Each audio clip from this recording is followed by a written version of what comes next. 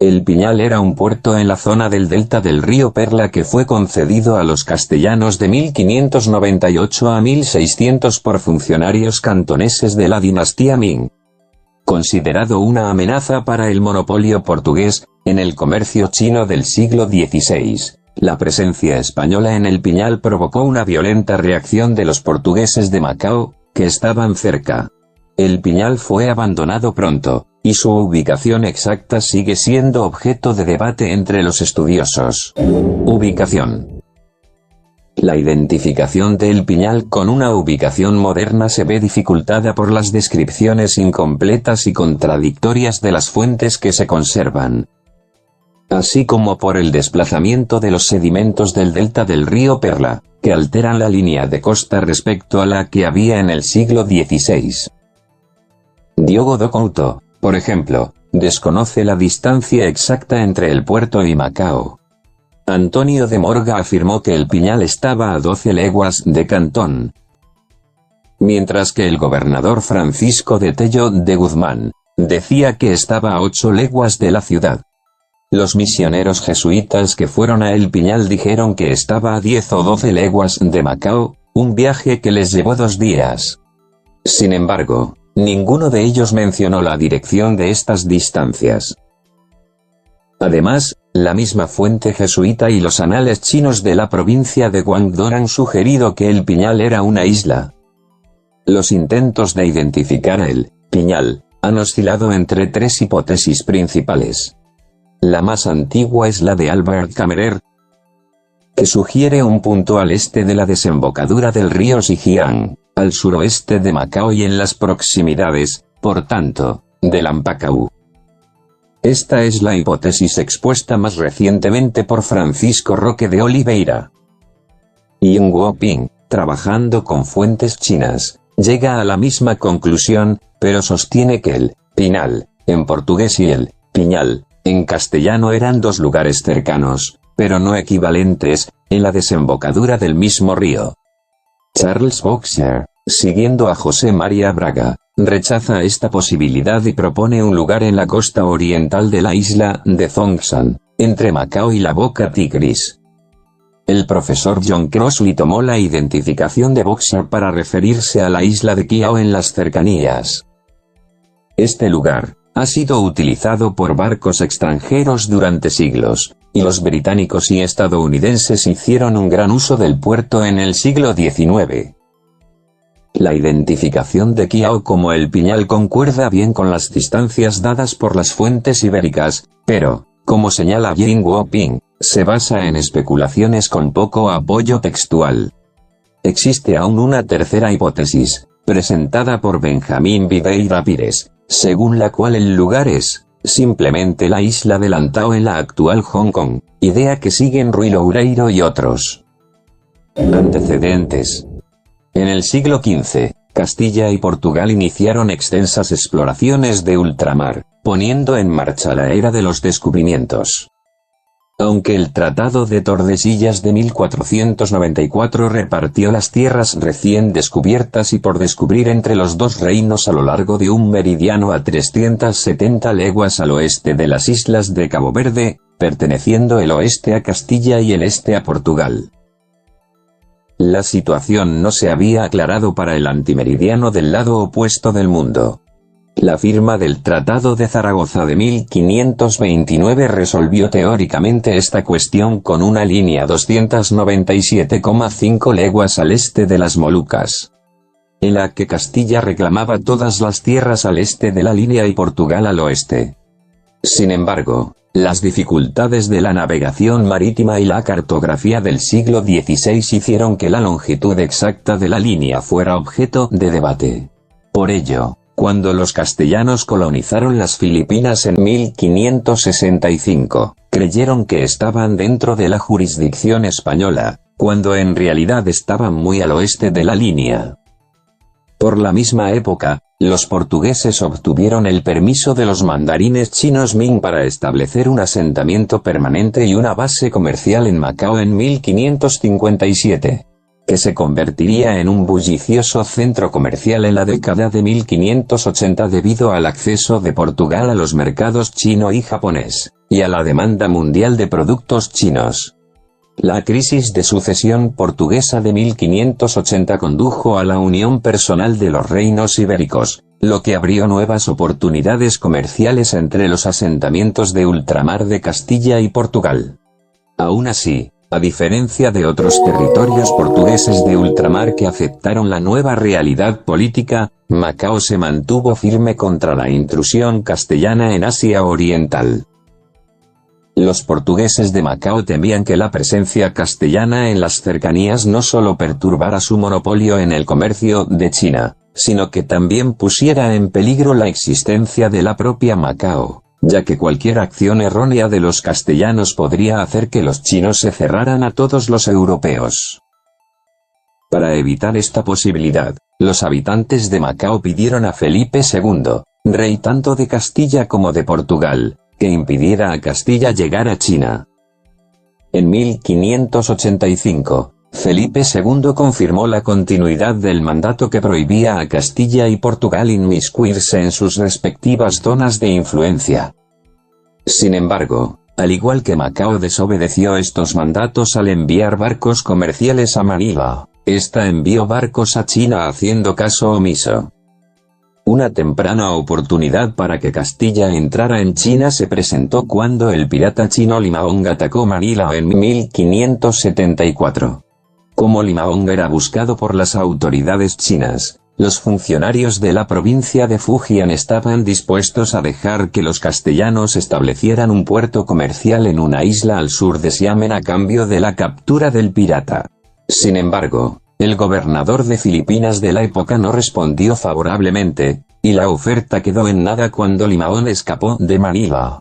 En la década de 1590, la necesidad de una base española en China cobró mayor urgencia cuando Japón, gobernado por el shogun Toyotomi Hideyoshi, invadió Corea y amenazó con conquistar Ryukyu, China, Formosa y las Filipinas españolas. El incidente de San Felipe de 1596 y la posterior ejecución de los frailes franciscanos en Nagasaki no hicieron sino confirmar las intenciones hostiles de Japón a los ojos de los castellanos, y ni siquiera la muerte de Hideyoshi en 1598 alivió estos temores. Así, en 1598, el gobernador Francisco de Tello de Guzmán envió a Juan de Zamudio a la costa de China no solo para establecer el comercio, sino también para advertir a las autoridades chinas de una posible agresión japonesa en su costa sur.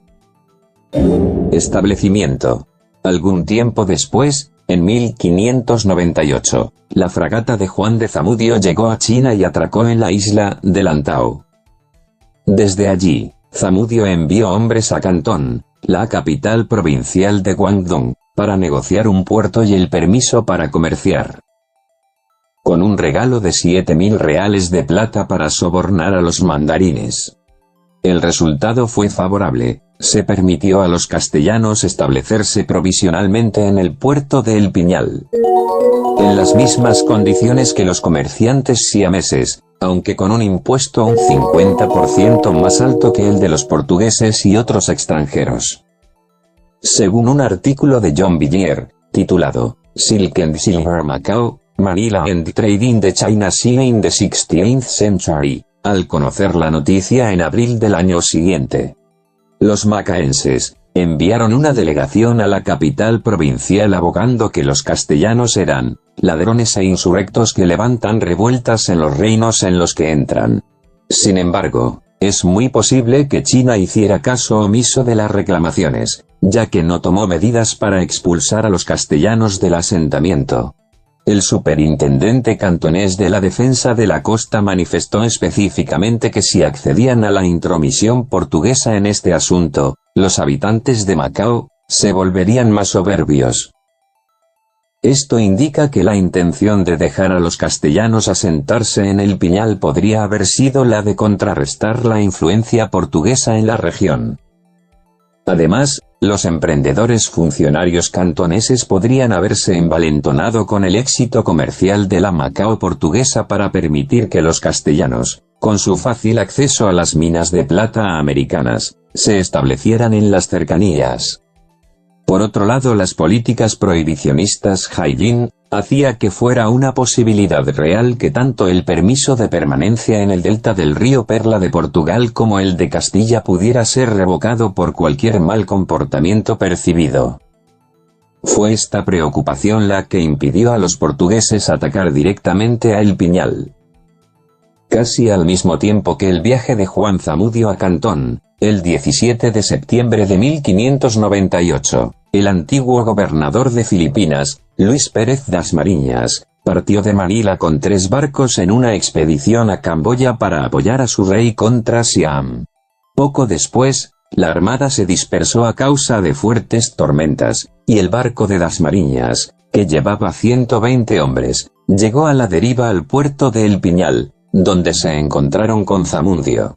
Allí se decidió que Zamudio volvería a Manila para informar de la suerte de la expedición y buscar refuerzos para das Mariñas, que se quedó con la esperanza de contactar con los otros barcos de su armada. Conflicto con los portugueses. El establecimiento de El Piñal y la coincidencia de la llegada de Luis Pérez das Mariñas provocaron un gran malestar en la colonia portuguesa. El capitán mayor de Macao, Paulo de Portugal, tuvo que responder a los intereses de la ciudad. Antes había instado a das Mariñas a marcharse con Zamudio, y ahora respondió al desafío de das Mariñas con una abierta hostilidad. Se formó un bloqueo en torno a El Piñal, y se colocó una advertencia pública en Macao en la que se prohibía prestar cualquier tipo de ayuda a los castellanos bajo pena de graves sanciones y que si alguno de ellos entraba en la ciudad sería arrestado. Das Mariñas llegó a recibir la noticia de que los portugueses tratarán de perjudicaros todo lo posible, y que quede claro que si pudieran, os prenderían fuego. Bloqueados en El Piñal, los castellanos persistieron con la ayuda de órdenes mendicantes simpatizantes de Macao que abastecían a El Piñal en secreto. Cuando quedó claro que Manila no iba a enviar refuerzos, los castellanos se prepararon para abandonar El Piñal. Pero se vieron retrasados por la burocracia china, ya que había que pagar varios derechos de aduana antes de que los chinos autorizaran su salida. El 16 de noviembre de 1599, das Mariñas partió hacia Manila, con una fragata y un junco, pero se encontró con vientos desfavorables que le obligaron a regresar a la costa de China. Después de consultar, el capitán decidió que la fragata, que estaba en mejores condiciones, debía partir de nuevo hacia Filipinas, mientras él mismo se quedaría en el junco para no abandonar a la tripulación y esperar un mejor momento para volver a Manila. Aunque fueron autorizados a regresar a El Piñal por las autoridades chinas locales, das Mariñas optó por no ofender a Macao con tal acción y se dirigió a Lampacao, una isla situada al oeste de Macao que había sido colonizada por los portugueses.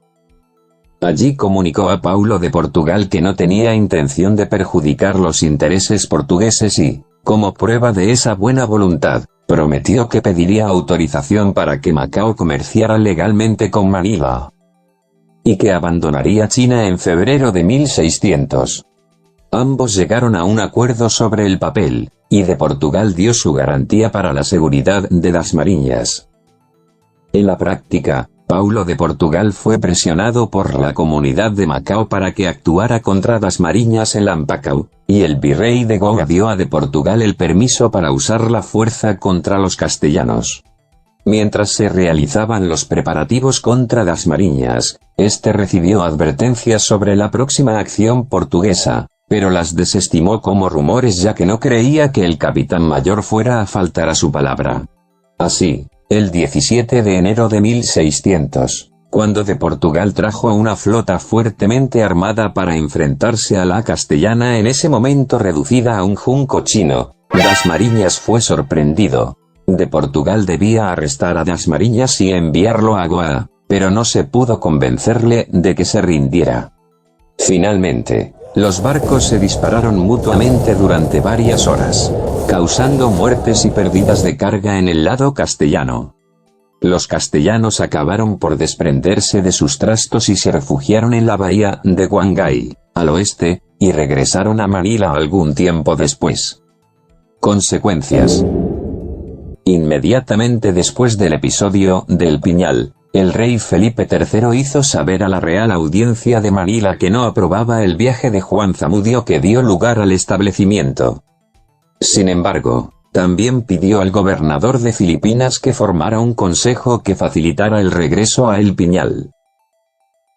En cualquier caso, Castilla no regresó a El Piñal, y el episodio representó el fin de los intentos de Castilla por sortear las restricciones impuestas para llegar a China. El comercio sino-español sería, por tanto, llevado a cabo principalmente por mercaderes chinos que iban a Manila hasta la fundación de la Formosa Española en 1626.